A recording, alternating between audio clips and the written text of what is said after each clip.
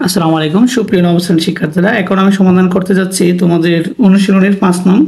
তো বলা হয়েছে একটি গাছের পাদদেশ হতে 15 মিটার দূরে বোতলের কোনো বিন্দুতে গাছের শীর্ষবিন্দুর উন্নতি কোণ 60 ডিগ্রি হলে গাছটির উচ্চতা নির্ণয় করো।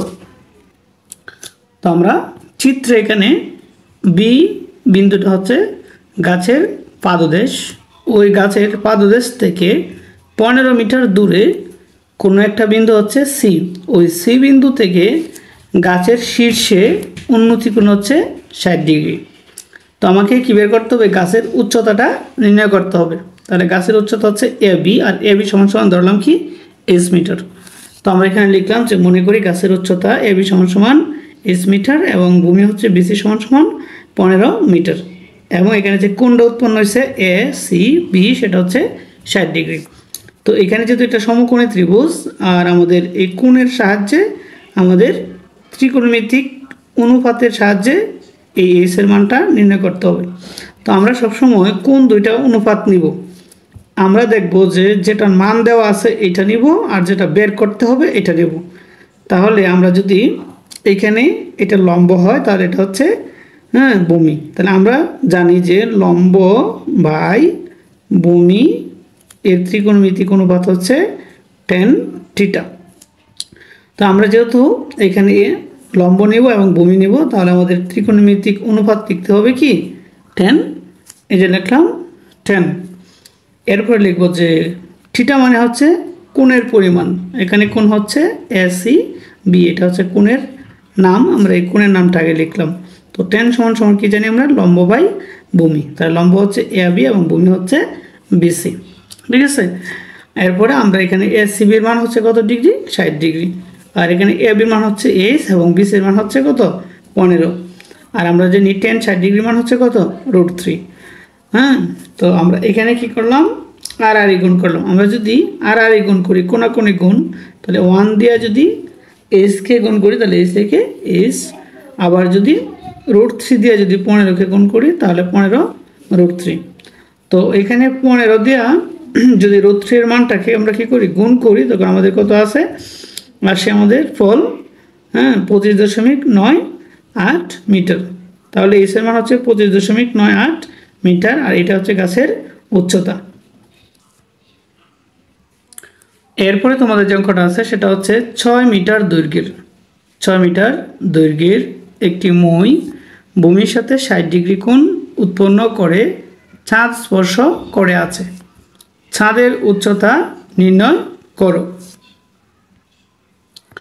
তো বলা হয়েছে কি যে ভূমি থেকে কোনো একটা বিন্দুতে 6 মিটার লম্বা একটা মই 60 ডিগ্রি কোণ উৎপন্ন করে দাঁড় করানো হয়েছে।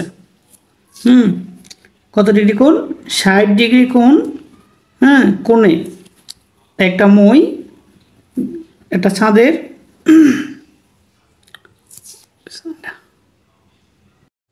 তো এরপরে বলা আছে তোমাদের 6 নঙে 6 মিটার দৈর্ঘ্যের একটি মই ভূমির সাথে 60 ডিগ্রি কোণ উৎপন্ন করে ছাদ স্পর্শ করে আছে, ছাদের উচ্চতা নির্ণয় করো। তো মইটার দৈর্ঘ্য হচ্ছে কত? 6 মিটার। কত ডিগ্রি কোণ উৎপন্ন করেছে? 60 ডিগ্রি। কী নির্ণয় করতে হবে? ছাদের উচ্চতা নির্ণয় করতে হবে।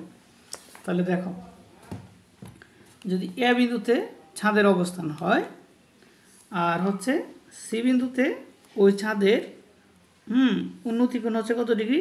60 ডিগ্রি। তাহলে এখান থেকে যে একটা মই ছাদ স্পর্শ করে আছে, ওই মইটার দৈর্ঘ্য হচ্ছে কত? 6 মিটার। আমাদের বের করতে হবে কি এই এ বি এর দৈর্ঘ্য নির্ণয় করতে হবে। তাহলে আমরা ধরে নিলাম এ বি সমান সমান কত? 8 মিটার, আর এসি সমান সমান কত? 6 মিটার, আর এসি বি হচ্ছে কত? 60 ডিগ্রি। তাহলে আমরা যদি অঙ্কটা লিখি, এভাবে লিখতে হবে যে চিত্রে ছাদের উচ্চতা এ বি সমান সমান 8 মিটার এবং এসি হচ্ছে ছাদের উচ্চতা এ বি সমান সমান 8 মিটার। এরপর হচ্ছে এসি সমান সমান 6 মিটার, আর এখানে এসি বি সমান সমান হচ্ছে 60 ডিগ্রি। তো এটা যেহেতু একটা সমকোণী ত্রিভুজ, আর এটা আমাদের ত্রিকোণমিতিক অনুপাতের সাহায্যে অঙ্কটা সমাধান করতে হবে। তাহলে আমাদের প্রথমে নিতে হবে যেটার মান বের করতে হবে এটা হচ্ছে আমাদের লম্ব, ঠিক আছে। আর যে মানটা দেওয়া আছে এটা নিতে হবে, তো এটা হচ্ছে কি অতিভুজ, তাহলে লম্ব বাই অতিভুজ। আর আমরা জানি লম্ব বাই অতিভুজ সমান সমান কি সাইন, তো এই যে নিলাম আমরা সাইন।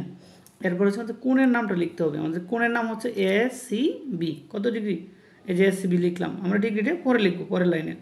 এরপর হচ্ছে আমরা জানি সাইন সমান সমান লম্ব বাই অতিভুজ, তাহলে লম্ব হচ্ছে এ বি, লম্ব হচ্ছে এ বি এবং অতিভুজ হচ্ছে এ সি।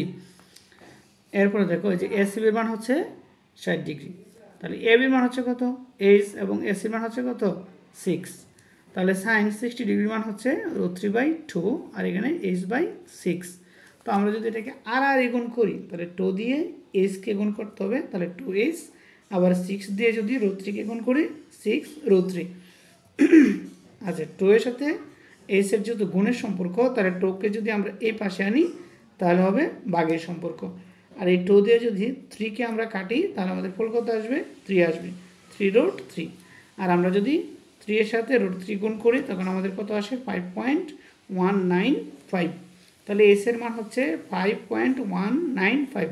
সুতরাং চাঁদের উচ্চতা এ সমান সমান 5.195।